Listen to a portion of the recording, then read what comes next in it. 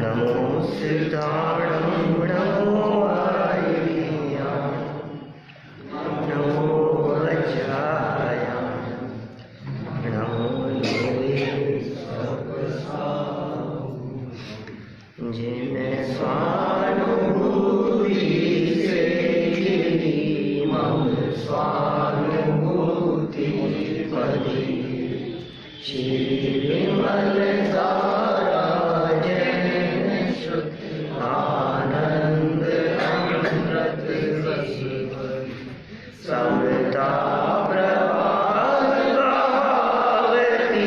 रागादि विकल्प तोड़िए माँ सरस्वती प्रतिभा वंद दृष्टि निज में जोड़ी के दृष्टि निज में।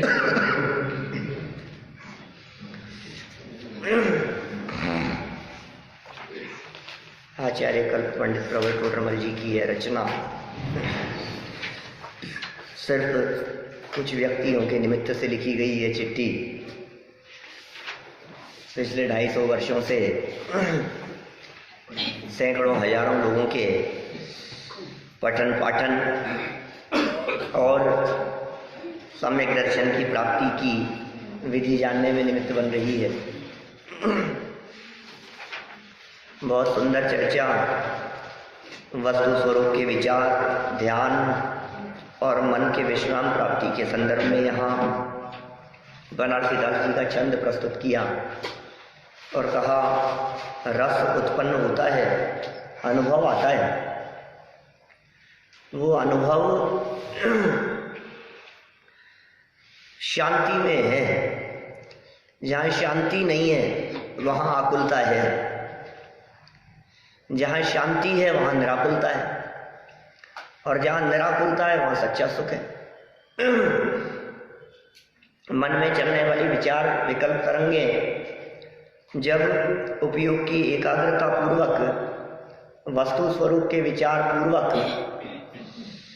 अपने त्रिकालीन रूप में ही केंद्रित होती है तो उसे यहाँ ध्यान कहा। और उस ध्यान में ही जब ये जीव तन्मय हो जाता है तो मन विश्राम को प्राप्त करता है। फिर आत्मा के बारे में भी कोई विकल्प नहीं उठते और रस स्वादत सुख, क्योंकि उत्पन्न होने की चर्चा चल रही है। अभी यहाँ जो चर्चा चल रही है ये चर्चा मानो चौथे गुणस्थान के बारे में है, क्योंकि उपजे शब्द का प्रयोग किया है ना। रस स्वादत सुख उपजे, उत्पन्न होगा। अभी आगे यदि बात करो सम्यक दर्शन वगैरह की बात करो या आगे सिद्ध दशा तक पहुंचो, क्योंकि सम्यक दर्शन वहां तक कायम है, सिद्ध दशा तक। तो वहां उत्पन्न होने की बात नहीं, वहां तो अनुभव दशा निरंतर वर्तती है। यहाँ जो अनुभव या को नाम कहा है यह अनुभूति के अर्थ में अनुभव शब्द का प्रयोग किया गया है। अनुभूति, हमने शब्दों में थोड़ा सा भेद डाला था, अनुभूति और अनुभव। अनुभूति त्रिकालीन रूप में उपयोग की एकाग्रता, और उपयोग के बाहर आ जाने पर भी वो अनुभव बना रहता है। ये बातें देखी थी हमने। देखिए आप इसकी पंक्तियां पढ़ते हैं अपन, नीचे अर्थ जो लिखा है, इस प्रकार मन बिना जुदे ही परिणाम स्वरूप में प्रवर्तित नहीं हुए, इसलिए स्वानुभव को मन जनित भी कहते हैं। माने बिना मन वालों के स्वानुभव नहीं होता। जिनके मन नहीं है उनके अनुभूति भी संभव नहीं है। जिनके मन होगा उनके ही आत्मा का अनुभव संभव है। लेकिन मन होने मात्र से आत्मा का अनुभव हो जावे ऐसा नहीं। जैसे देखो किसी भी अच्छे बंगले की बात करो, अच्छी गाड़ी की बात करो, अच्छे मोबाइल की बात करो, तो हम ये सब कहेंगे ये सब तो वैभव संपन्न लोगों के ही संभव है, पैसे वालों के है, ऐसा बोलते हैं ना, ऐसा ये चीज तो पैसे वालों की हो सकती है। लेकिन सभी पैसे वाले वो चीज खरीदे ही ये तो जरूरी नहीं है। यह बात तो सत्य है कि वो जो खरीदेगा वो पैसे वाला ही होगा, ठीक है ना। मान लो 5 करोड़ का बंगला खरीदा है, तो 5 करोड़ का बंगला खरीदा तो वो खरीदने वाला नियम से पैसे वाला ही होगा, लेकिन हर पैसे वाला 5 करोड़ का बंगला खरीदे ऐसा तो नहीं होगा। ऐसे ही कह रहे हैं सम्यक दर्शन रूपी महल ये कौन खरीद सकता है, पात्रता किसमें है, वो हैसियत किसकी है? बोले वो हैसियत मन वालों की है। लेकिन हर मन वाला वो सम्यक दर्शन प्रकट कर ले वे, ऐसा नहीं है। नहीं, ताकत तो है, कोई भी हो मन वाला, चाहे वो मन वाला जीव गधा हो, जिसे आप मंद बुद्धि कहते हो, क्या सम्यक दर्शन प्रकट कर सकता है वो गधा भी। माने त्रियंच गति का जीव हो, चाहे नरक का नारकी हो, चाहे भवन त्रिकों का देव ही क्यों ना हो, कुत्ता हो, बिल्ली हो, गाय हो, भैंस हो, बैल हो, भेड़ बकरी हो, शेर हो, मेंढक का जीव हो, हाथी हो, कोई भी हो, ये सब मन वाले हैं, इन सब के मन है। हमारे जैसा मन है, हमारे जैसे विचार कर सकते हैं, हमारी जाति के हैं वो लोग। माने उनमें और हमारे में कोई ऐसा फर्क नहीं है, कोई बहुत ये समझ लो आप, शरीर का फर्क है, बाकी और कोई दम नहीं है। नहीं, क्या बात कर रहे हो? वो लोग जब आपको देखते हैं तो कहते हैं अपने में और मनुष्यों में कोई ऐसी कोई बात नहीं है, वो मनुष्यों की बोलने का आता नहीं है उन लोगों को, थोड़ा सा बोली अलग है, आपकी बोली अलग है। क्या अलग है तो उनकी बोली? अरे भाई, उनकी भाषा वो समझते हैं क्या? गायों की भाषा गायें समझती है, शेर की भाषा शेर समझता है, मनुष्यों की भाषा मनुष्य समझते हैं। बोलने का भी फर्क नहीं है, बातें करते हैं गायें आपस में, क्या आपस में बोले, बात करे, पुकारे, आवाज लगाए और आवाज सुन करके आ जाए, ऐसा होता है? गाय आवाज लगाए और बछड़े दौड़ते हुए चले आए, बछड़े आवाज लगाए और गायें दौड़ती हुई चली आए, ऐसा होता है? तो शब्द भी है उनके, आवाज भी है उनके, मन भी है, समझदारी भी है, सुख दुख का वेदन, समझदारी सब कुछ है उनके, हमारे जैसे। जैसे हम समझदार हैं वैसे ही वो भी समझदार है। हिताहित की बुद्धि में जिसका प्रवर्तन हो, ये हित रूप है, ये अहित रूप है, ये सब काम मन का है। हित रूप जानकर किसी कार्य में प्रवृत्ति करना, बोलो किसमें मेरा भला है, क्या मेरे खाने योग्य है, बरसात हो रही है तो बरसात में नहीं खड़े रहना, इधर शेड लगाए उसके नीचे चले जाना, ये बुद्धि है कि नहीं है? और है, हाँ, ये श्रुति ज्ञान में भी हो जाता है। हम कह रहे मन तो और 2 कदम आगे चलता है।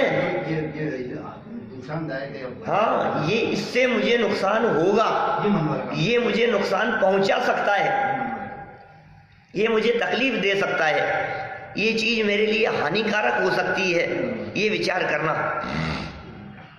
मति ज्ञान, श्रुति ज्ञान और मन, इन तीनों में अंतर की चर्चा हमने पहले की थी, जब मोक्ष मार्ग प्रकाशक में वो प्रकरण आया था, तब हमने वहां उस संदर्भ में चर्चा की। मति ज्ञान का काम इंद्रियों के द्वारा प्रवृत्ति करना, क्या श्रुत ज्ञान का विशेष कार्य इंद्रिय रूप तो नहीं, लेकिन इंद्रियों के बाद वाला काम विशेष श्रुतम मति पूर्वम, श्रुत ज्ञान मति ज्ञान पूर्वक होता है, उसे कहा श्रुत ज्ञान। और मन में और विशेष बात कही। अभी मैं बतलाता हूं, देखो उदाहरण से बात समझ में आएगी आपके। पहले मुझे ये बतलाइए कि चींटियां चल रही हो और हम उनके आगे हाथ लगा देवे तो वे अपना रास्ता बदल लेती है, बदल लेती है रास्ता। तो उनके मन है या नहीं है? चींटियां कितने इंद्रिय जीव है? चींटियां तो 3 इंद्रिय जीव है, चींटियों के तो मन नहीं है। 3 इंद्रिय 4 इंद्रिय तक के जीवों के नियम से मन नहीं होता। रास्ता कैसे बदल दिया उन्होंने?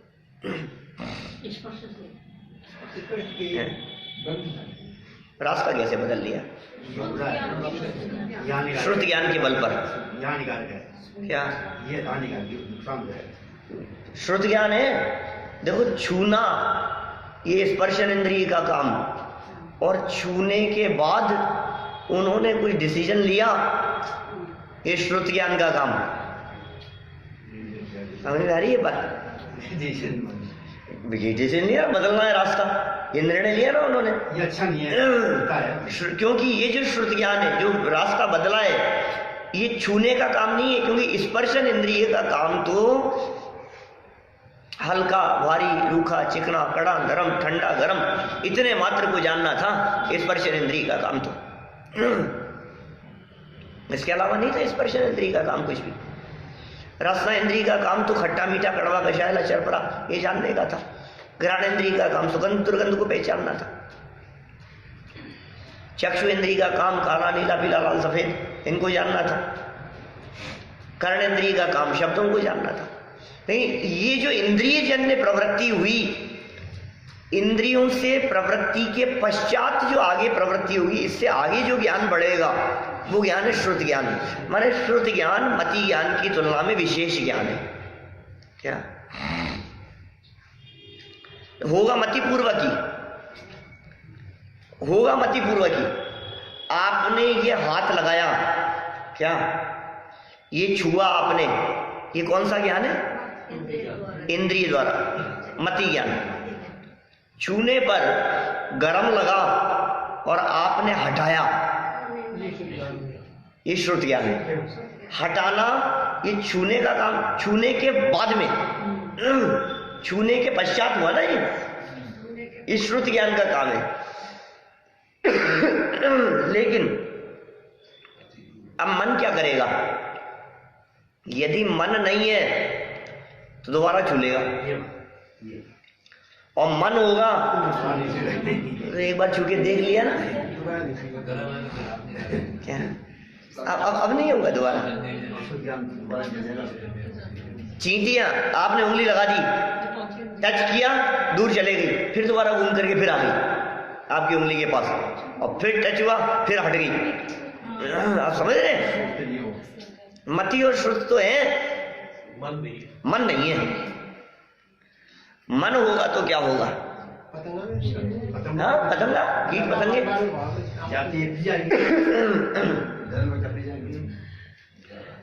अग्नि जल रही है, दीपक की लौ जल रही है, सामने से पतंगा दौड़ता हुआ आया, मच्छर जैसा है पतंगा, 4 इंद्रिय आकर्षित हुआ उसकी तरफ। जैसे ही टच हुआ जलेगा उसका पंख, झुलसेगा, तड़प करके नीचे गिर गया। टच हुआ स्पर्शन इंद्रिय और तुरंत जलने से हटा, वो मति ज्ञान था, ये श्रुत ज्ञान हो गया। अब जब जल गया उसका आधा पंख तड़फड़ा रहा है, अब वो मच्छर दोबारा अग्नि की तरफ जाएगा कि नहीं जाएगा? मन नहीं है उसके, क्या उसके मन नहीं है, और फिर दोबारा चला जाता है। तो मन का काम समझ में आ रहा है? मन क्या काम करता है? अच्छा बुरे की सही देखा, किस किस काम में भला है और किस में अपना भला नहीं है, क्या करना चाहिए और क्या नहीं करना चाहिए, ये काम मन का है। वो हाँ सैनी होके भी असैनी है। जनवाणी स्तुति की पंक्ति है,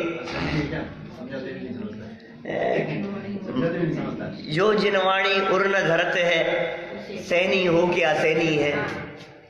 जिनवाणी को हृदय में धारण नहीं करता तो उसका सैनीपन किस काम का। अच्छा चलो अब इस मन को थोड़ा सा अप्लाई करो। कहाँ पर? अपने ऊपर कि हमारे पास में मन है या नहीं है, थोड़ा सा टेस्ट करके देखें अपन। जैसे वो जो मच्छर था ना, वो मच्छर तो पतंगा तो अग्नि की तरफ दोबारा चले गया क्योंकि मन नहीं था उसके पास में। पंचेंद्रिय विषय भोग सामग्री है। समझ लो आप, अनेक प्रसंग ऐसे बने जिन प्रसंगों में हमें तुरंत समझ में आया कि ये बुरे हैं, इनमें सुख नहीं है, ये अपने नहीं है, सब बातें आपकी समझ में आ रही है। फिर क्या हुआ? क्या किया बोलो? जब समझ में आ गई कि ये तुम्हारे हिसाब से नहीं चलता, फिर चलाना चाहता है। सैनी है क्या सैनी है, समझ में नहीं आती। जहाँ तेरी चल नहीं रही, जो तेरी सुन नहीं रहा है, जो तेरी मान नहीं रहा है, जो तेरे हिसाब से चलता नहीं है, जिसे तेरी परवाह नहीं है, तो फिर घूम फिर करके पागल है तो मन बुद्धि है। समझ जाए क्या पता, क्या पता क्या बात कर रहा है? जिस वस्तु में सुख नहीं है इसका मतलब उसमें सुख 100% नहीं है। यदि सुख नहीं है और सुख नहीं होने की वजह से तू वहां से हटा है तो फिर दोबारा तू उसकी तरफ दौड़ता है। ये कभी कभी हमें भ्रम हो जाता है कि तू कहीं असैनी तो नहीं है। क्या फर्क रह गया बता? बुद्धि नहीं है क्या थोड़ी बहुत भी तेरे में? ये निर्णय तो करना पड़ेगा ना तेरे को। लेकिन बस वही है, मोह हावी रहता, मोह है इसलिए ऐसा काम करता है। दर्शन मोह है, मिथ्यात्व है, मोह की महिमा है ऐसी। समझ नहीं पाता कितने चांस बनते हैं दिन भर में वेद विज्ञान करने के लिए। ये वस्तु स्वरूप बार बार में आपको कहता है तुम निर्णय करो भैया, तुम निर्णय करो, तुम भेद विज्ञान करो। दो द्रव्य स्वतंत्र हैं, दोनों की स्वतंत्रता का विचार करो। सब न्यारे न्यारे हैं, कोई किसी को सुखी दुखी करने वाला नहीं है, कोई तेरा भला बुरा करने वाला नहीं है। क्या है? सब द्रव्य स्वतंत्र जगत में। ये बातें अप्लाई करने के लिए है ना, लाइफ में सुखी होने के लिए। इसका नाम ही तो वस्तु विचारत है। इस वस्तु विचारत जो बनारसी दास जी ने शब्द का प्रयोग किया है, इसके लिए पंडित जी साहब ने पहले विचार किया था तत्व विचार। वस्तु विचार कहो या तत्व विचार कहो, एक ही तो बात है। देखो तत्व विचार की महिमा कैसा कह दिया था। ये तत्व विचार की ही ऐसी महिमा है जिसके आधार पर आपको शांति मिलती है, जिसके आधार पर आप सहज रह सकते हैं। देखो तत्व विचार की महिमा। क्या तत्व विचार है? 37 होगा। ये तो है 260 पे।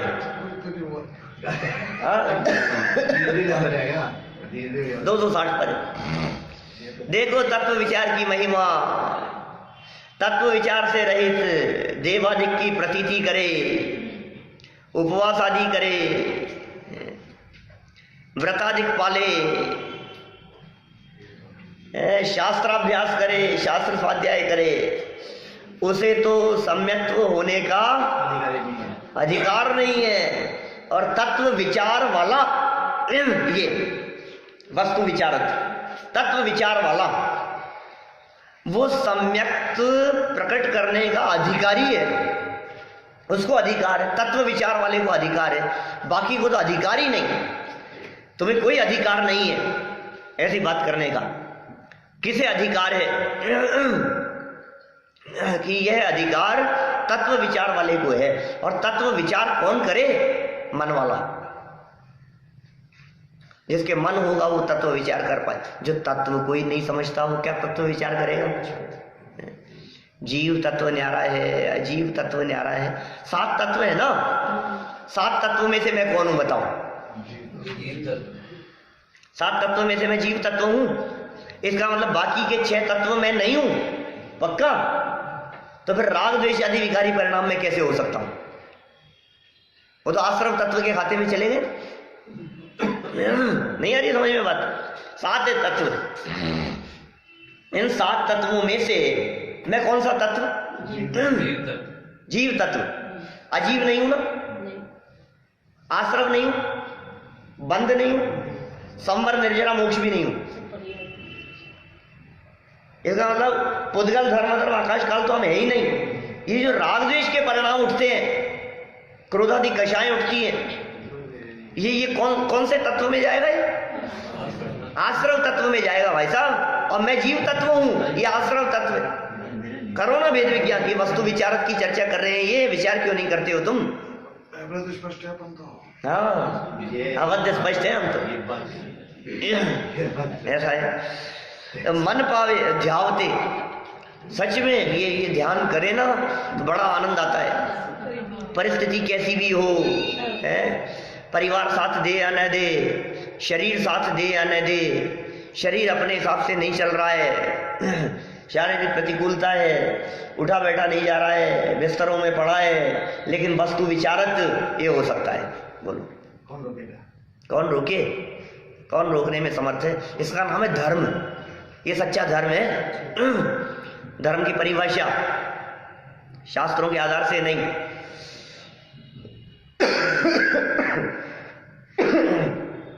अपनी परिभाषा बताता हूं। धर्म किसका नाम? धर्म किसे कहें? कौन सी क्रिया का नाम धर्म है?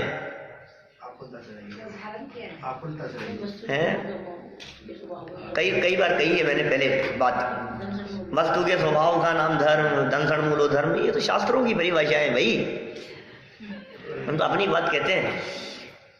परतंत्रता में धर्म नहीं होता, पराधीनता में धर्म नहीं होता। धर्म स्वाधीन क्रिया है। परतंत्रता में तो दुख है, पराधीनता में धर्म कैसे हो सकता है? अब ये बात यदि आपके दिमाग में रहेगी पराधीनता में धर्म नहीं हो सकता, तो फिर जहां जहां आपको धर्म बनने की कल्पना हो रही है वहां वहां लगाओ ये बात स्वाधीन है कि पराधीन है। बोलो, पूजन करना ये धर्म है, क्यों था? नहीं, पराधीन काम है। नहीं आ पा रहे हैं मंदिर, अब क्या करें? ऐसी स्थिति पूजन नहीं कर पा रहे तो धर्म होगा कि नहीं होगा? उपवास करना, अरे साहब क्या करूं, डॉक्टरों ने ये जो दवाइयां लगी है ना, अब भूखे पेट ले नहीं सकते, अब दवाई भी लेना है, कुछ खाना भी है। बिल्कुल डॉक्टर ने तो स्ट्रिक्टली मना कर दिया भूखे बिल्कुल मत रहो। अब क्या करूं, मैं तो उपवास कर ही नहीं सकता, अब धर्म कैसे होगा? फंस गया मैं तो। अब कैसे धर्म करूं मैं? तो कहा भैया उपवास करने का नाम धर्म नहीं है, क्योंकि परतंत्र है, शरीर के अधीन है। तो फिर मंदिर जाने का नाम तो धर्म होगा। मंदिर तो रोज जा सकते हैं ना। क्या पैरों में ताकत नहीं हो, उठा बैठा नहीं जा सकता हो, डॉक्टर सीढ़ियां उतरना चढ़ना बंद कर देवे, हॉस्पिटलाइज्ड हो, ट्रेन में हो, सफर में हो, फ्लाइट में हो, 36 घंटे 40 घंटे का सफर हो, मंदिर दर्शन नहीं किए, धर्म हो सकता है कि नहीं हो सकता? ये बताओ।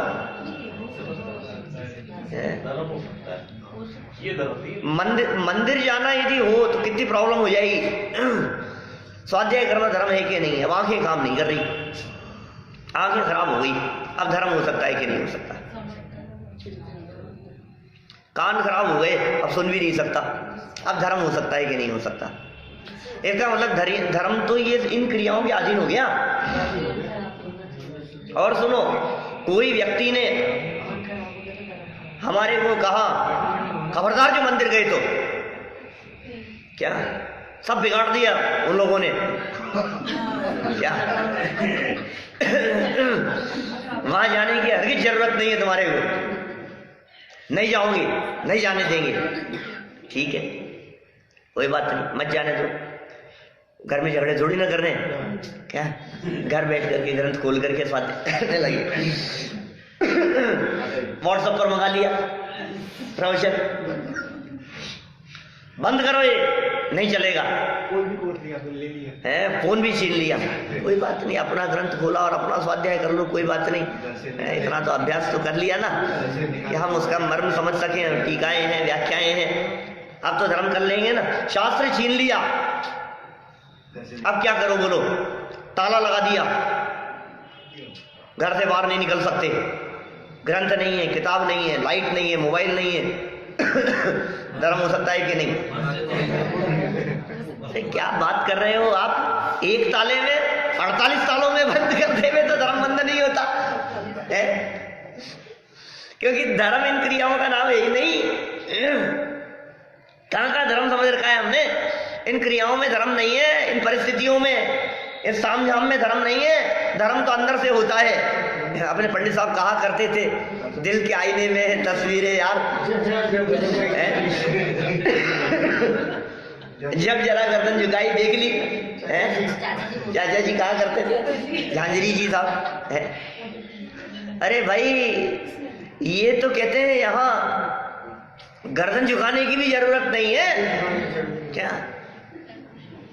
गर्दन भी झुकाने की जरूरत नहीं है, उपयोग को फेरने की बात है, बस उपयोग फिर गया।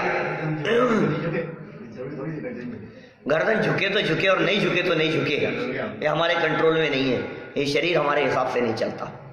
धर्म चिंतन करो, वस्तु विचारत, फिर ध्यान और मन पावे विश्राम, हो गया धर्म।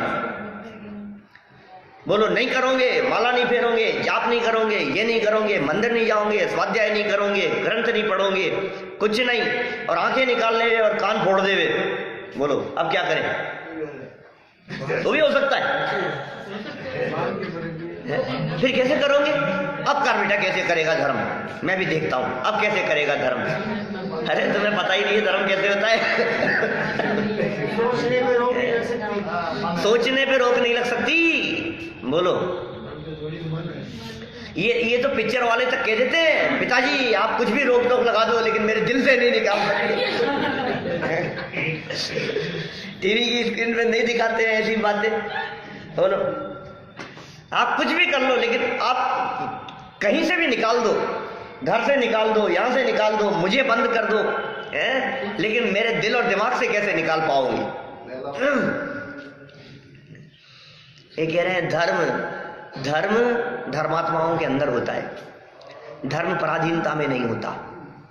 ये धर्म मन जनित है, ये धर्म मन से उत्पन्न होता है, मन हमारे पास में है। चाहे घर में रहे चाहे वन में रहे, जो निज में समाये रहते हैं, सब काम जगत के किया करे, नहीं मोह किसी से करते। घर में रहो, वन में रहो, भोजनशाला में रहो, गार्डन में रहो, पार्क में रहो, मंदिर में रहो, कहीं भी रहो, क्या फर्क पड़ता है? ड्राइंग रूम में हो चाहे बेडरूम में हो, क्या फर्क पड़ता है? जिस देश में, जिस भेष में, जिस हाल में रहो,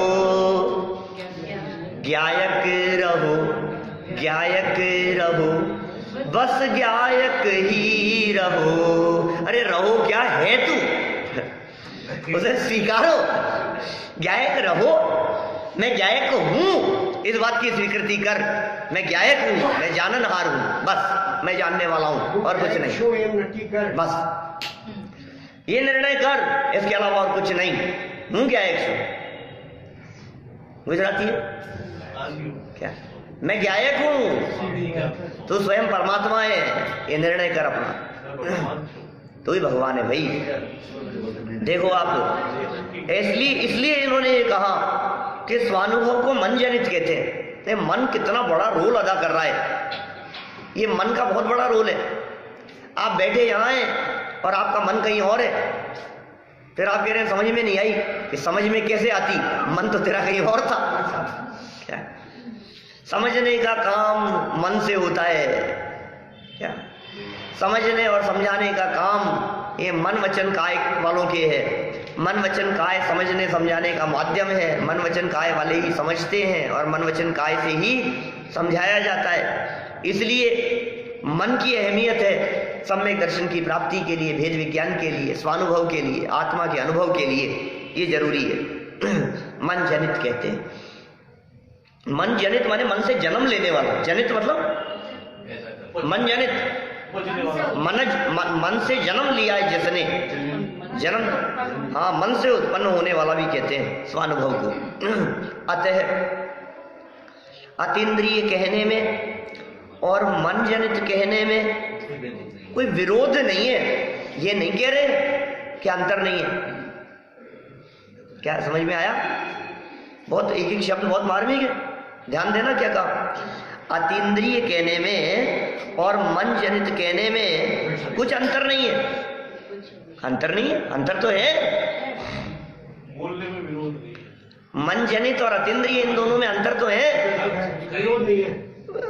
कुछ विरोध नहीं है आपस में। दोनों बातें कह सकते हो भैया।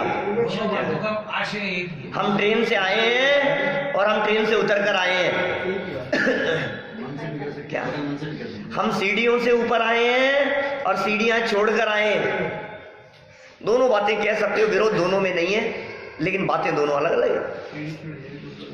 बातें दोनों अलग अलग है, भाव एक ही है। क्या फर्क पड़ता है? क्या तो हमें कोई दिक्कत नहीं है। जयपुर आ गया, ट्रेन में चल रहे हैं, जयपुर आ गया, जयपुर आ गया, चलो चलो उतरो फटाफट, जयपुर आ गया, जयपुर आ गया ऐसा कहो, या फिर वहीं प्लेटफॉर्म पे स्टेशन पे खड़े खड़े कहो हम जयपुर आ गए। अरे 2 मिनट पहले तो कह रहे थे जयपुर आ गया और अब कह रहे हो हाँ भाई साहब कहाँ हो, हम जयपुर आ गए।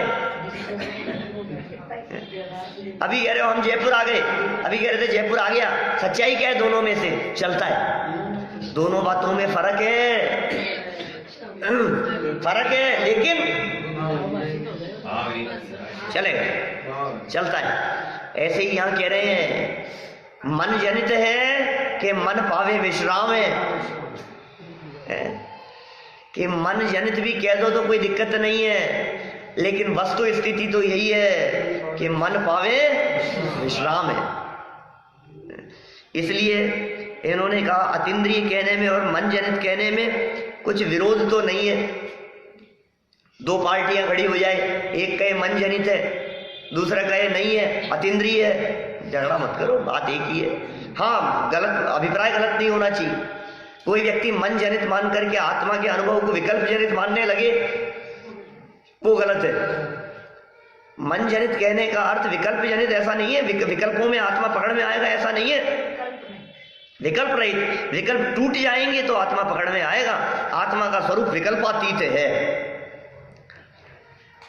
विवक्षा भेद है।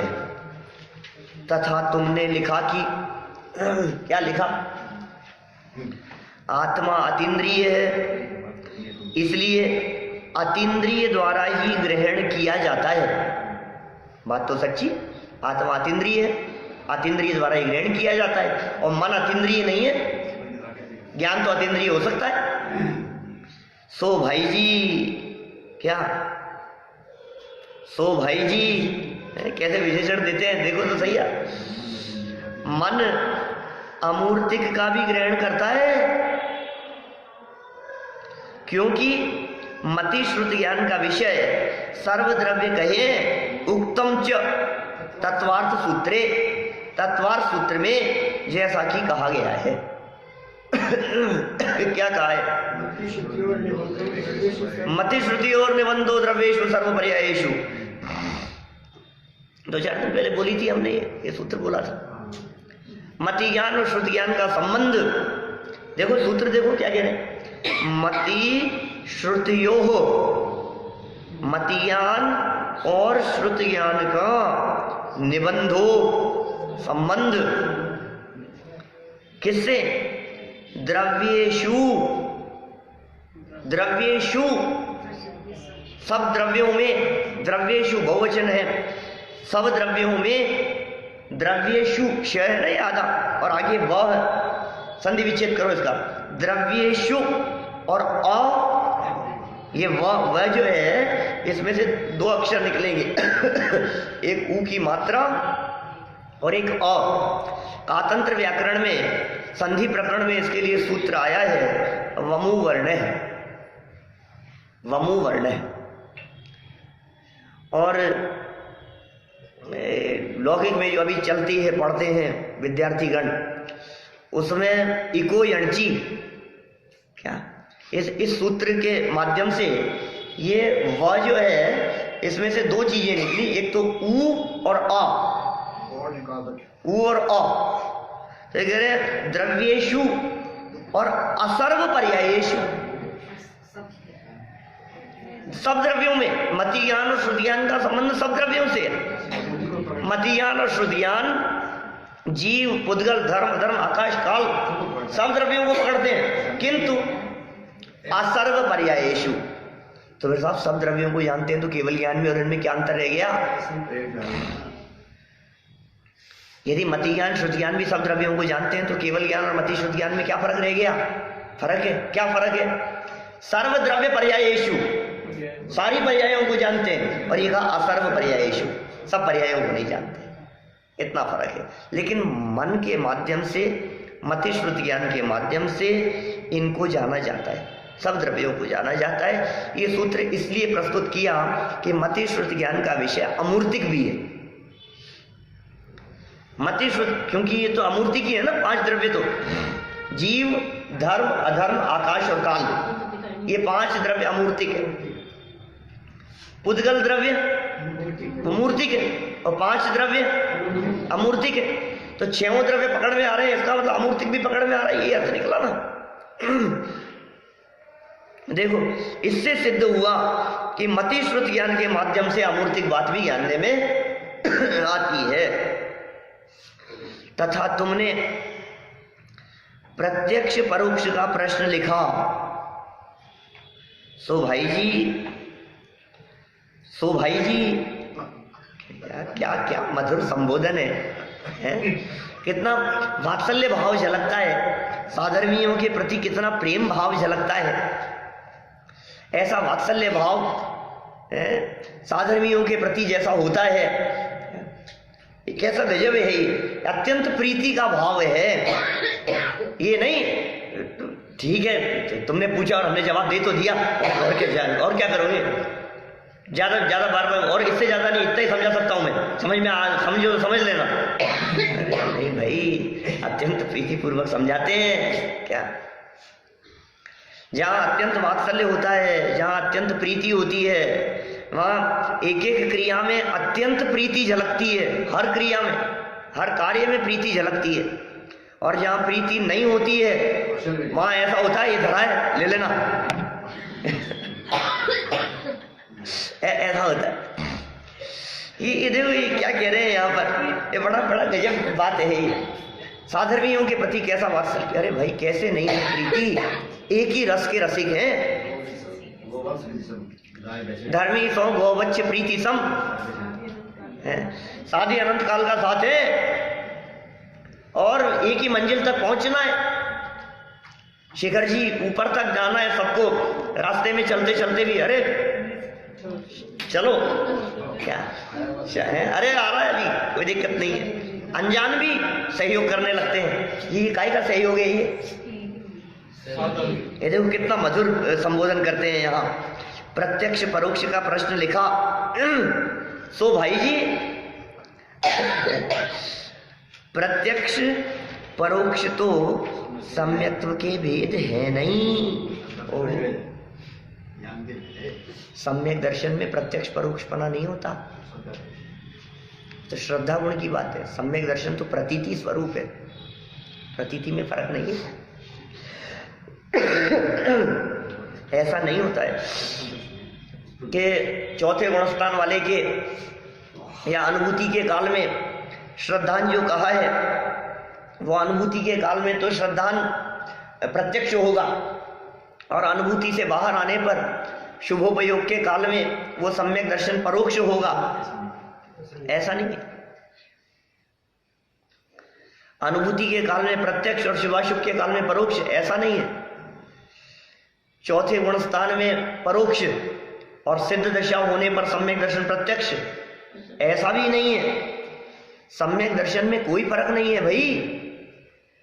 सम्यक दर्शन तो चाहे चौथे गुण स्थान वाले का हो, चाहे छठवें सातवें गुण स्थान वाले का हो, चाहे सम्यक दर्शन अनंत भगवान का हो, चाहे सम्यक दर्शन सिद्ध परमात्मा का हो, सम्यक्त्व की अपेक्षा से, प्रतीति पने की अपेक्षा से, ये मैं हूं, ये जो प्रतीति है अंदर में, इस अपेक्षा से कोई फर्क नहीं पड़ता है।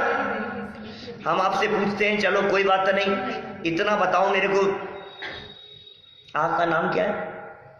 साहब अजय। अजय अजय अजय अजय मेरा नाम है। अच्छा, तो आपका ये जो नाम है, ये सोते समय तब भी, जागते हुए भी यही, अब बीमार पड़ जाते हो तब पूछें तो तब भी यही, और यहाँ हो तब तो आपका नाम यही है, और जब आप फ्लाइट में सफर कर रहे हो तब भी यही है? नहीं, आपसे पूछेंगे तो आप ऐसा बोलेंगे? नहीं, हमारा तो जो नाम है वही है, और उसकी प्रतीति, उस नाम के साथ में मैं पने की प्रतीति।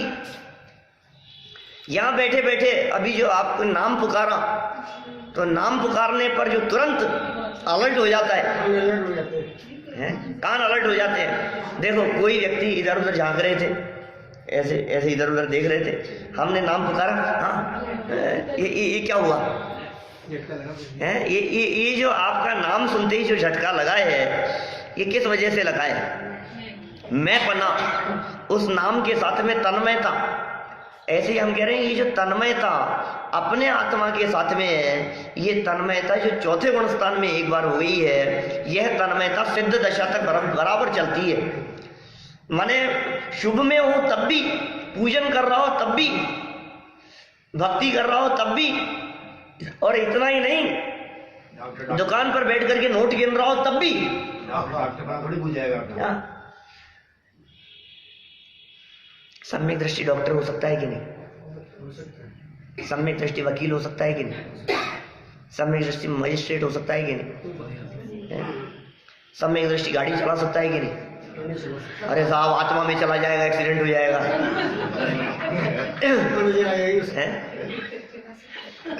क्या फर्क पड़ता है इससे? आप क्या सोच रहे हो, क्या देख रहे हो आप? सम्यक दर्शन प्रतीति का नाम है, सम्यक दर्शन प्रवृत्ति का नाम नहीं है। सम्यक दर्शन और आत्मा की अनुभूति में भी अंतर बतलाया था हमने। अनुभूति से सम्यक दर्शन की प्रकटता है, लेकिन अनुभूति के बाहर आ जाने पर भी सम्यक्त्व मेंटेन रहता है। अनुभूति से बाहर आने पर भी, चाहे अशुभ भाव क्यों नहीं चल रहे हो, चाहे गुस्सा क्यों नहीं कर रहा हो, चाहे कषाय क्यों नहीं हो रही हो, उसके बावजूद भी सम्यक दर्शन कायम रहता है, मेंटेन रहता है। सम्यक दर्शन श्रद्धा का विषय है। और ये जो प्रत्यक्ष परोक्ष पने की जो बात कही है आपने, ये प्रत्यक्ष परोक्ष पन्ना ये ज्ञान में होता है। लिखा है ये सारा सब विस्तार से, अभी जो शुरू किया है अपन ने ये प्रकरण। प्रत्यक्ष परोक्ष तो सम्यक्त्व के भेद है ही नहीं। चौथे गुण स्थान में सिद्ध समान, बोलो, बार बार में हम कह रहे थे, कई लोगों को ऑब्जेक्शन होता है, कई लोगों को लगता है साहब सिद्धों जैसा तो मत कहो साहब, कहाँ घर गृहस्थी के प्रपंचों में उलझा फंसा आदमी है और कहाँ भगवान है, तुम दोनों को एक ही कह रहे हो। हम कौन कहने वाले, आगम आधार से बोलते हैं। चौथे गुण स्थान में सिद्ध समान क्षायिक सम्यक्त्व हो जाता है। क्षायिक सम्यक्त्व, चौथे और सिद्धों के सम्यक्त्व में भी कोई अंतर नहीं है। इसलिए सम्यक्त्व तो केवल यथार्थ श्रद्धान रूप ही है। वह जीव शुभाशुभ कार्य करता भी रहता है। बोलो, सम्यक्त्व तो यथार्थ श्रद्धान रूप है, वो जीव शुभाशुभ कार्य करता भी रहता है। कहीं भी रहो, क्या फर्क पड़ता है? दृष्टि या एक पर है, वही मन रहता है हर समय